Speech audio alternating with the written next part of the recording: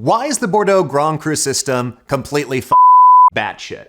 Okay, so here's the main problem. Within Bordeaux, there's a great divide between the left bank and the right bank. So on the left bank, that's where all of those first growth, second growth classifications that we talked about in the 1855 classification occurred. We have the famous Médoc region, where we have the main first growths. On the right bank, we have Saint-Emilion, which has its own Grand Cru Class A system.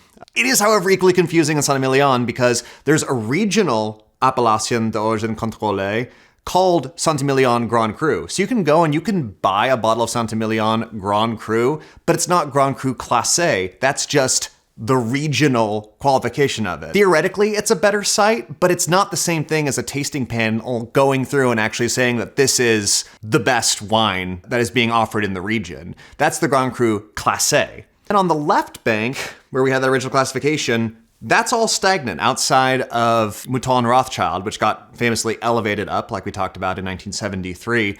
That original classification has stayed still. So everybody here on the left bank just hides behind that initial classification from the mid-1800s. Now, there's a third region in Bordeaux that is known for exceptional quality and setting the standard for its style of wine, and that's Pomerol, a tiny roughly 3 square mile region that doesn't have a classification, despite having some of the most expensive wine in all of Bordeaux. Why doesn't Pomerol have a classification system?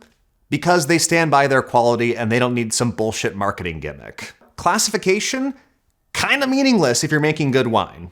I don't want to sound like I'm coming down too hard on Bordeaux. I will acknowledge that I myself do not enjoy most Bordeaux wines, but it is one of those regions in the world that every rich person thinks is like the pinnacle of winemaking. And I think it's just really important to interrogate that a lot of it really is hype. There are some incredible wines out there.